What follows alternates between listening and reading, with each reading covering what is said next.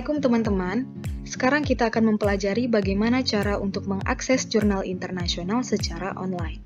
Sebelum itu, mari kita ketahui perbedaan dari artikel, jurnal, dan database.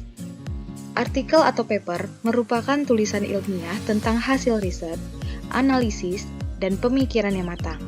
Adapun jurnal merupakan kumpulan dari artikel ilmiah yang terbit secara berkala. Jurnal biasanya dibuat oleh sebuah publisher atau penerbit. Kemudian, kumpulan dari jurnal-jurnal tersebut disimpan secara sistematis oleh database sehingga memudahkan kita untuk mencari topik-topik penelitian tertentu. Terdapat 3 database terbesar untuk saat ini, yaitu Web of Science atau WOS, kemudian Scopus, dan Google Scholar. Sebagian database tidak bisa diakses secara gratis, seperti WOS dan Scopus, sehingga perlu untuk memastikan terlebih dahulu bahwa kita memiliki akses untuk berselancar pada database tersebut. Ada beberapa universitas di Indonesia yang sudah berlangganan untuk mendapatkan akses ke database WOS dan Scopus sehingga memudahkan para peneliti untuk berkecimpung di dalam dunia riset internasional. Pada video kali ini, kita akan mencoba untuk mengakses 3 database terbesar, yaitu WOS, Scopus, dan Google Scholar. Pertama, kita mulai dari database WOS. Pertama kali yang harus kita lakukan yaitu mengetik alamat website, yaitu di www.webofknowledge.com. Setelah itu, kita lihat menu di sini. Ada beberapa menu pilihan berdasarkan apa kita melakukan pencarian. Misalnya kita lakukan berdasarkan topik, kemudian langsung kita ketikkan kata kuncinya Islamic Microfinance. Jangan lupa untuk membubuhkan tanda kutip di antara kedua kata tersebut. Langsung saja kita search.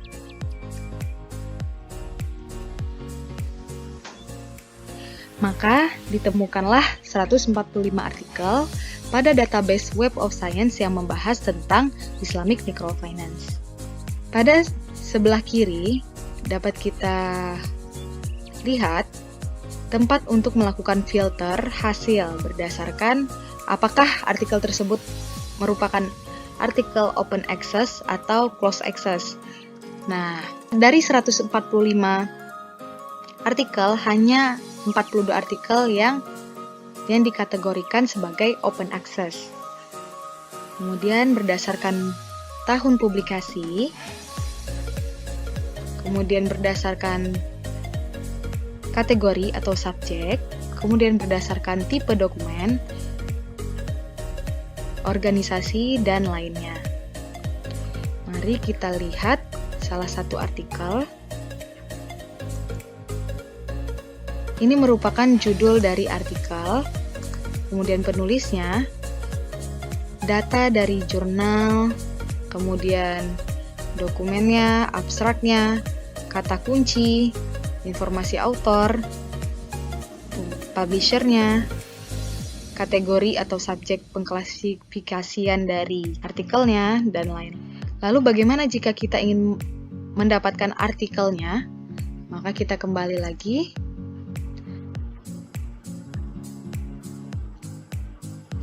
Lalu kita klik Full Text from Publisher.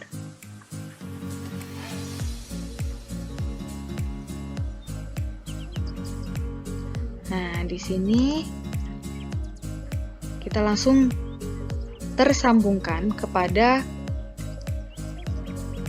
publisher dari artikel tersebut. Lalu kita klik PDF-nya. Lalu akan muncul artikelnya seperti ini. Lalu kita download, lalu save.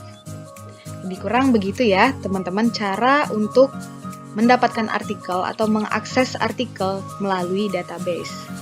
Kita lanjutkan kepada database kedua, yaitu database Scopus. Sama seperti Web of Science, Pada website Scopus, hal pertama yang kita lakukan adalah mengetikkan alamatnya di www.scopus.com, maka akan muncul halaman lebih kurang seperti ini. Kita juga bisa melakukan sign in ke akun masing-masing. Jadi langsung saja kita mulai mengeksplor. Jadi di sini terdapat 3 menu utama. Apakah kita akan kita akan mencari data berdasarkan dokumen, atau kita mencari penulisnya saja, atau berdasarkan afiliasi atau institusi. Nah, jika pada dokumen, maka akan muncul pilihan menunya seperti ini. Ada search jadi ada menu penyajiannya berdasarkan artikel kah, abstrak kah, berdasarkan penulisnya, first author, atau berdasarkan abstraknya, keywordsnya, dan lain-lain. Adapun di author, kita bisa memasukkan nama terakhir terlebih dahulu, baru dimasukkan di bagian kanan nama pertamanya. Bisa juga ditambahkan afiliasinya dan lain-lain. Begitu juga dengan afiliasi, langsung dicari berdasarkan afiliasinya. Baiklah, untuk sekarang kita akan mencoba melakukan pencarian berdasarkan title, abstrak, dan keywords. Kita langsung ketikkan saja Islamic Microfinance. Sama seperti di Web of Science, kita harus membubuhkan tanda kutip di antara 2 kata yang berjumlah lebih dari 2. Jika hanya kita akan menuliskan 1 kata saja, maka dituliskan tanpa tanda kutip. Begitu. Nah, langsung kita cari. Ya, di sini langsung kelihatan bahwa hasil pencariannya sebanyak 185 dokumen yang membahas tentang Islamic Microfinance pada database Scopus. Sama seperti Web of Science, tidak jauh berbeda bahwa di sebelah kiri ada menu filternya juga. Jadi kita bisa berdasarkan open access kah, atau berdasarkan year-nya yang mana saja, kemudian berdasarkan nama penulisnya, siapa-siapa saja, atau berdasarkan subjek areanya, dan lain-lain. Baik, kita coba klik salah satu artikelnya, seperti ini. Lebih kurang tampilannya seperti ini. Biasanya di sini ditampilkan detail datanya, hanya saja di sini terdapat kesalahan. Mungkin bisa teman-teman langsung praktekkan dan langsung cek sendiri apa saja sih yang disajikan oleh Scopus ketika kita klik salah satu judul artikelnya. Kita kembalikan saja, kita langsung coba download dengan cara view at publisher. Maka kita langsung terhubungkan dengan publisher dari artikel tersebut. Kebetulan ini publishernya adalah Science Direct. Kita langsung buka saja artikelnya. Maka akan muncul seperti ini. Nama jurnalnya yaitu Global Finance Journal, dipublikasikan oleh Science Direct. Lebih kurang tampilannya seperti ini. Langsung saja kita download dan save. Dan sudah tersimpan di sini ya. Bisa dilihat bersama. Lebih kurang seperti itulah cara kita untuk mengakses artikel melalui database Scopus.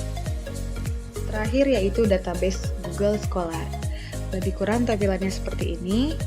Kita akan mengaksesnya melalui alamat website di www.scholar.google.com. Langsung saja, ini merupakan database paling populer digunakan oleh para peneliti karena kemudahan aksesnya. Langsung saja kita langsung praktik dengan kata kunci Islamic Microfinance.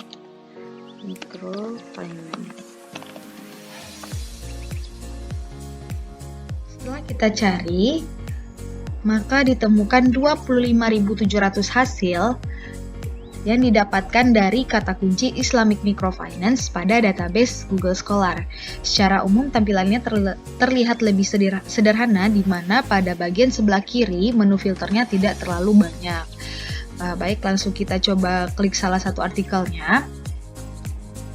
Nah, di sini terlihat bahwa jika pada kedua database sebelumnya, yaitu pada WOS dan Scopus, itu kita bisa melihat detail dari artikelnya, info-info terkait artikelnya. Adapun pada Google Scholar kita langsung terhubung kepada link di mana artikel tersebut berada. Jadi kita bisa langsung mengunduh artikel tersebut. Langsung saja kita download papernya dan langsung terlihat bahwa artikelnya telah kita download. Lebih kurang begitulah caranya kita mengakses artikel dari database Google Scholar. Mudah bukan? Teman-teman dapat mempraktikkan kembali cara untuk mengakses artikel ke database WOS, Scopus, ataupun Google Scholar berdasarkan kata kunci atau topik riset yang ingin diteliti. Sampai bertemu di materi berikutnya. Assalamualaikum warahmatullahi wabarakatuh.